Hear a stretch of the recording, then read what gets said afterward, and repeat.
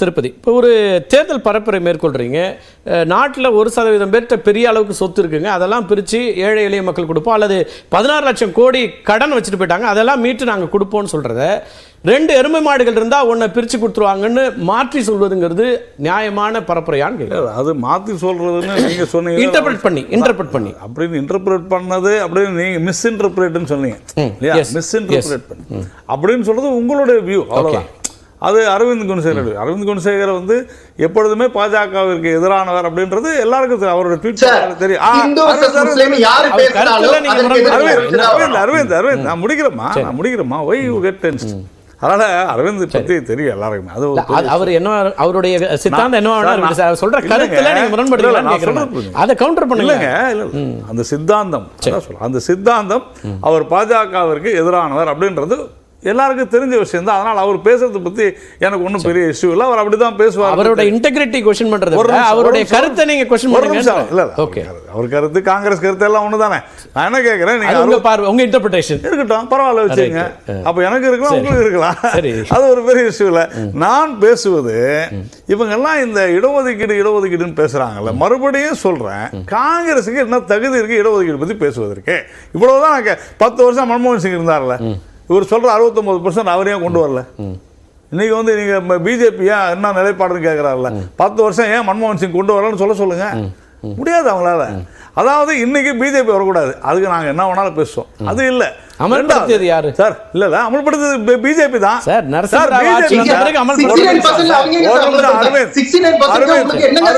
நான் மறுபடியும் சொல்றேன், நீங்க வந்து குறுக்க பேசினா தாராளமா பேசுங்க, ஒன்னும் இஷ்யூ இல்லை. சொல்றேன் 10 வருஷம் இன்னும் ஒரு படி மேல போய் சொல்றேன். இங்க மண்டல் வந்தாருங்க தமிழ்நாட்டுக்கு, யாரெல்லாம் எந்த சமுதாயம் எல்லாம் பிற்படுத்தப்பட்டவர்கள்னு பார்க்கறதுக்காக வந்தாருங்க. எல்லா மாநிலத்துக்கும் போனாங்க. மேற்கு வங்காளத்துக்கு போன போது அங்கே இருந்த கம்யூனிஸ்ட் கட்சி அந்த ஆட்சி என்ன சொல்லிச்சுன்னா, எங்கள் ஊரில் எங்கள் மாநிலத்தில் பிற்படுத்தப்பட்டவர்களே இல்லை, போயிட்டு வா அப்படின்ட்டாங்க. இது வந்து ஆன் ரெக்கார்டு இருக்குதுங்க. அதே போல் தமிழ்நாட்டுக்கு இங்கே வந்து எல்லா அரசியல் கட்சியும் கேட்டாங்க. முக்கியமாக இன்னைக்கு நாங்கள் தான் கொண்டு வந்தோம் சொல்கிற 2 பேர் போகலங்க. ஒன்று திரு கருணாநிதி, இன்னொன்று திரு வீரமணி கிட்ட கேளுங்க போனாரா இல்லையான்னு. அவர் இல்லை, நான் சொல்றேங்க. அதனால தான் ஐயா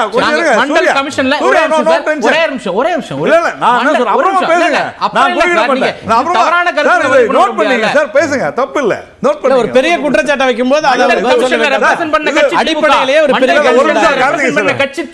அதனால தான் நான் என்ன சொல்றேன், இன்னைக்கு வீரமணி அவர்கள் உயிரோடு இருக்கிறாருங்க, தாராளமாக போய் கேளுங்க. அடையாறில் தான் இருக்காரு, எங்கள் வீட்டு பக்கத்தில் தான் இருக்காரு, கேளுங்க, ஒன்றும் தப்பு இல்லை. நான் தான் ஓப்பனாக தானே சொல்கிறேன், கேளுங்கன்னு தானே சொல்கிறேன், ஒன்றும் தவறு இல்லை. அப்படி 10 வருஷம் 79லிருந்து 89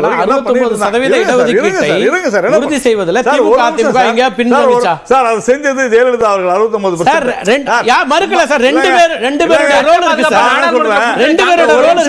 பார்ப்பனர் அல்லாதவரைன்னு நேற்று ஒரு ட்வீட் போட்டிருக்காருல்ல முதலமைச்சர், அந்த பார்ப்பன சமுதாயத்தை சேர்ந்த ஜெயலலிதா அவர்கள் தான் கொண்டு வந்தாங்க. அது புரிஞ்சுங்க. ரெண்டாவது, இன்னைக்கு வந்து அந்த 10 வருஷம் ஒன்றும் செய்யல காங்கிரஸ். அதன் பிறகு நாங்க எங்களுடைய தேர்தல்களை கொண்டு வந்தோம். நீங்க சொல்ற அந்த 91 வந்தது உச்ச நீதிமன்றத்தினுடைய உத்தரவுக்கு பிறகுதான்றதை ஞாபகம் வச்சுங்க. அதனால தான் நீட்லயே அதான் செஞ்சிட்டு இருக்கிறோம். உச்ச நீதிமன்றம் சொன்னதால 69 விழுக்காடு இடஒதுக்கீடு ஜெயலலிதா கொண்டு வரல. 69 விழுக்காடு இடஒதுக்கீடு படிப்படியாக திமுக ஆட்சி காலத்திலும் கலைஞர் ஆட்சி காலத்திலும் எம்ஜிஆர் ஆட்சி காலத்திலும் உயர்த்தப்பட்டு கொண்டு வரப்பட்டது. அதற்கு ஒரு சட்ட அச்சுறுத்தல் வரும்போது ஒரு சட்ட பாதுகாப்பு கொடுக்க வேண்டிய நெருக்கடி ஏற்படுது 90களில். அப்போது சட்ட பாதுகாப்பு கொடுப்பதற்காக அதை அரசியலமைப்பு அட்டவணையில் சேர்த்து ஒன்றிய அரசினுடைய ஒத்துழைப்போடு அதை செய்யும்போது ஜெயலலிதா அம்மையார் அவர்கள் அதில் உறுதியாக இருந்தாங்க. இப்படி செய்யலாம்னு அவருக்கு முழுக்க துணையாக நின்று டிராஃப்ட் போட்டு ஆசிரியர் வீரமணி அவர்கள். எந்த வீரமணி அவர்களை இடஒதுக்கீட்டுக்கு எதிரானவரா சித்தரிப்பதற்கு திருப்பதி நாராயண முயற்சி, அந்த ஆசிரியர் வீரமணி தான் ஜெயலலிதா அவர்களுக்கு வழிகாட்டினார். அவருடைய ஆதரவுல தான் அது நடந்துச்சு. அது மாதிரி சட்ட வரைவை எழுதி கொடுத்தவர் அவர் தான். இன்னைக்கு கூட தான் தமிழ்நாடு அரசு ஒன்றிய அரசு எத்தனையோ கோரிக்கை வைக்குது. தமிழ்நாடு சட்டமன்றத்தில் தீர்மானம் போடுறோம், சட்டம் ஏற்றோம், ஏத்துட்டாங்களா? அன்னைக்கு ஜெயலலிதா அவர்கள் அப்படி போட்ட சட்ட திருத்தத்தை ஏற்றுக்கொண்டு செய்து கொடுத்தது யார்? அன்னைக்கு இருந்த காங்கிரஸ் ஆட்சி, நரசிம்மராவ் ஆட்சி. அப்ப இன்னைக்கு மாநில அரசு ஒண்ணு செஞ்ச உடனே அது அப்படியே அந்தரத்துல தொங்கிட்டு நிக்குது. ஏன்? ஒன்றிய அரசு ஒத்துழைக்காததனால். அன்னைக்கு மாநில அரசு செஞ்ச ஒன்றை ஒன்றிய அரசு ஏற்றுக்கொண்டதனால் 69% சட்ட பாதுகாப்பு கிடைச்சது. அன்னைக்கு ஒன்றிய அரசு மறுத்திருந்தா, காங்கிரஸ் மறுத்திருந்தா, நரசிம்மராவ் முடியாதுன்னு சொல்லியிருந்தா, மோடி சொல்ற மாதிரி நீட்டுக்கு விலக்கு சொல்ற மாதிரி அன்னைக்கு நரசிம்மராவ் சொல்லியிருந்தா 69 விழுக்காடு அந்த இடத்துல தொங்கி இருக்கும். அப்புறம் இடஒதுக்கீடை பத்தி பயங்கரமான வாத பிரதிவாதம். நீங்க இடஒதுக்கீட்டுக்காக பிஜேபிக்கு ஆதரவா பேச வந்தவர்கிட்ட நம்ம மல்லு கட்ட வேண்டியிருக்கு பாருங்க. 15 நிமிஷம் நீங்க மல்லு கட்டிருக்கீங்க. யார்கிட்ட மல்லு கட்ட வேண்டி வருது? எந்த பிற்படுத்தப்பட்ட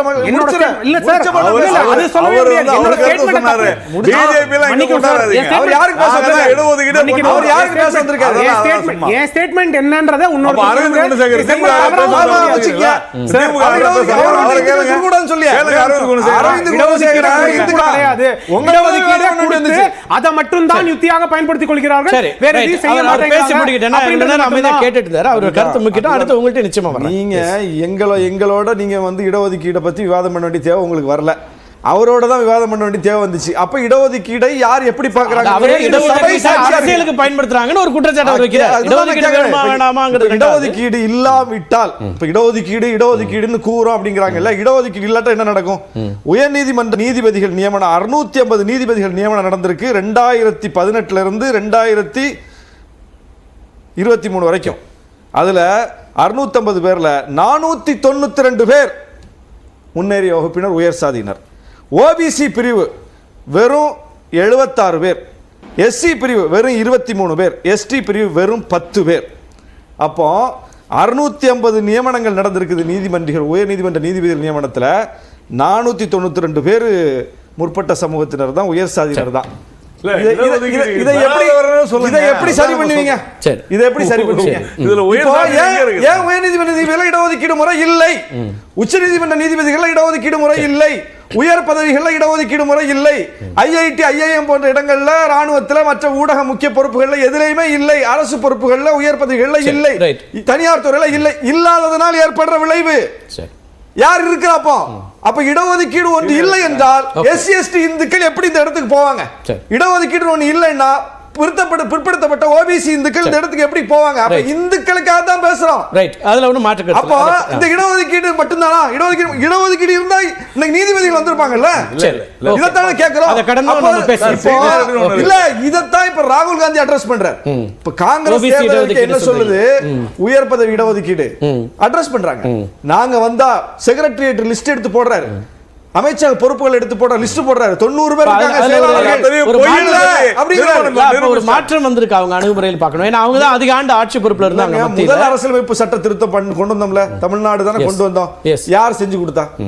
பிஜேபி அரசாங்கமா, ஜனசங்க அரசாங்கமா? காங்கிரஸ் அரசாங்கம். முதல் அரசியலமைப்பு சட்ட திருத்த இடஒதுக்கீட்டுக்காக காங்கிரஸ் அரசாங்கம் தான் செய்து கொடுத்தது. அதுபோல 69 விழுக்காட்டு இடஒதுக்கீட்டுக்கான சட்ட திருத்தத்தை ஏற்றுக்கொண்டு செஞ்சு கொடுத்தது காங்கிரஸ் தான். மன்மோகன் சிங் ஆட்சி காலத்துல அதற்கான முன்னெடுப்புகள் நடந்திருக்கு பல விஷயங்கள்ல. அப்ப இடஒதுக்கீட்டு அவங்கள்ட்ட தான் நம்ம பெற்றிருக்கமே தவிர இவங்கள்ட்ட பெறல.